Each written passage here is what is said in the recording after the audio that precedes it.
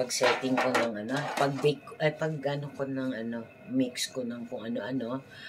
At ako tansya-tansya na lang eh. Wala nang ano, kap-kap pa. Depende na lang kung talagang hindi ko alam na yung ano, talagang kinakap ko siya. Ito na rin talagang as in sponge cake. Ayan, yun ang gagawin ko. Yung natira sa ano, sa margarine, yun ang ipampapahid ko sa mga gagamitin kong ano. Tulad nito, bumili ako ng ano, ito yung dahil nasira na yung ano ko, ito na lang pinakaano ko, ano, kitchen tissue. Ayan, sana masarap, no? Kasi pinagpagurang ko to. Ano to? Grabe, yung hirap kung ano, pagkudkod, ang hirap ang kudkod. Shoutout sa mga nagkukudkod dyan. Ay nako, ang hirap palang magkasaba. Ang daming mahilig ng kasaba cake. Tapos ang pagkudkod, sinek ko sa ano, sa mixer. Hindi siya natutunaw. Yung ibig sabihin yung hindi siya malambot. Matitigas siya kapag nami-mix. Hindi siya malambot kaya mano-mano. Ayan. Mano po 1 2 3 4 5 6 7. Ayan, kumusta na kayo dyan? Wait na lang, sana mapatikim ko kayo nito.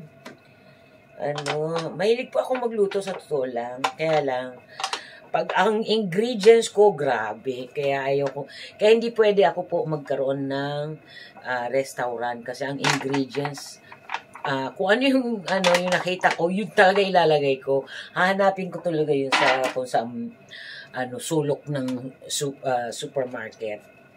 Ayan. Bali, 6 kasi ang dami kong nagawa. Pero ito ay pamimigay ko. Alam mo naman ako, alam yan ng anak ko. Basta pagkain namimigay ako. Kasi it's a blessing, di ba nga, si Jesus Christ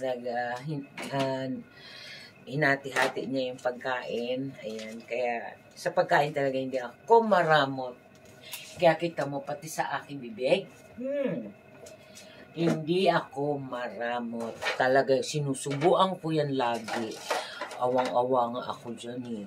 Kasi, minsan gusto niya, pero yung utak ko ayaw. Kaya sabi ko, sorry na lang ha.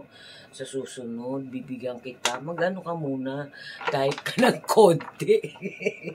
Nag-emote sariling Yan, matakaw. Pero noong hindi pa ako na-operahan sa gallstone, ang tawag nito, mahina po akong kumain. As in, payatot po ako. Nakakapagsuot pa ako ng mga fit. Kung ano yung usong mga magagandang ay nako, swak na swak sa katawan ko. Ay ngayon, yung damit ang lumiliit. Hindi ako ang lumiliit, yung damit ko ang lumiliit. Ang pasensya ko, ang tawag nito, nawawala na. Sa subo kasi ng subo. Ayan. Kaya ito, pinapahiran ko na po, no? Nag-emote-emote tayo dito eh. Nagpapahid na po ako ng ating lalagyan para maiano natin. Okay, wait lang po ha. Ito po ang cooking show na nagkukwento ng kung ano-ano. Ayan. Bagong yan, bagong episode yan na luto mo, kwento mo. Ayan. Shoutout sa inyo lahat dyan. Bagong bagong style. Kaya, ang tawag niyan. Kaya, sana maano ko to. Sana dumami ang views. Para marami tayong matulungan. Hindi na tuloy ako nakakapag-sponsor. Grabe. Ayan, wait lang po.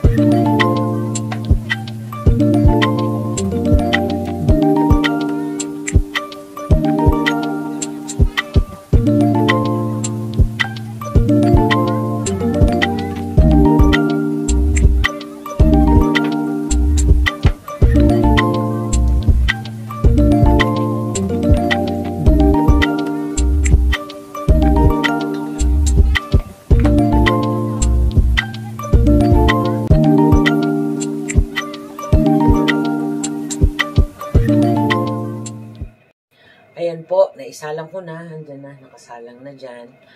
Waiting na lang. Tapos, gawa tayo ng topping. Kondensada. Ayan. Basang-basa. Ayan, kondensada. And, syempre, coconut milk. Again, ayan. Lagi lang tayo may coconut milk. Ayan. Shake it before you open na yun ng init. Ayan. Tapos, isang itlog. Yung puti, kunin natin. Ayan, isang itlog. Ayan. Para Tapos, konting asin lang para Okay. At, syempre, sa ibabaw, ang topping nun, cheese. May cheese tayo. Meron tayong cheese. Kompleto tayo dito. Sabi ko sa inyo pag sinabi ingredients, ayan, may cheese tayo. Ayan.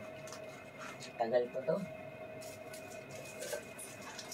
Tapos, pag naluto, syempre, kakain ko na lang kayo. Kasi, wala kayo sa tabi ko Ayan, kaya, shout out!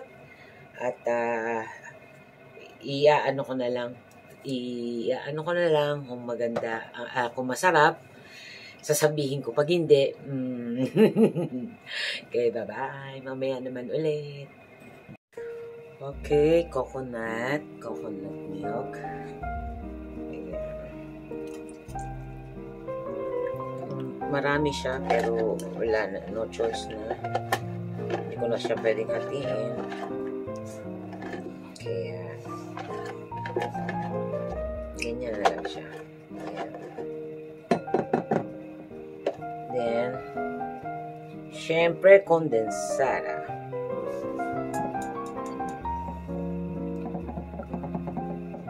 Ito po ay topping. Topping lang natin. Ayan.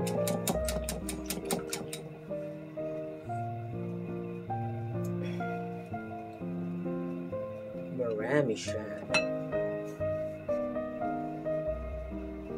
Itlog.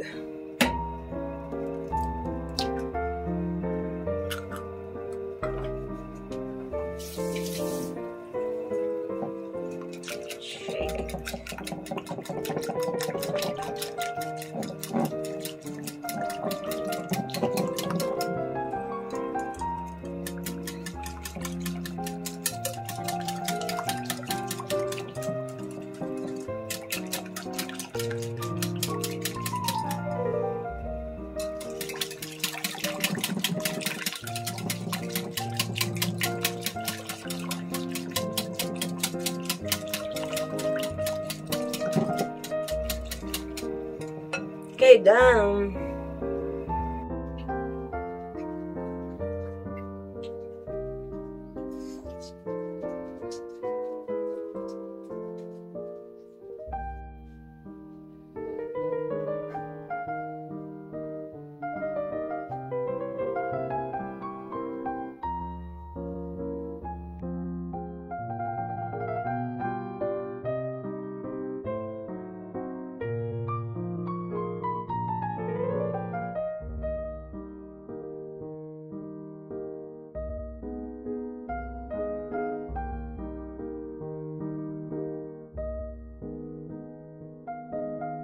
Ayan, shout out po kay Ana Kuroda Mix Vlog. Subscribe po natin, Ana Kuroda Mix Vlog. Salamat po. Buhay, God bless. Okay.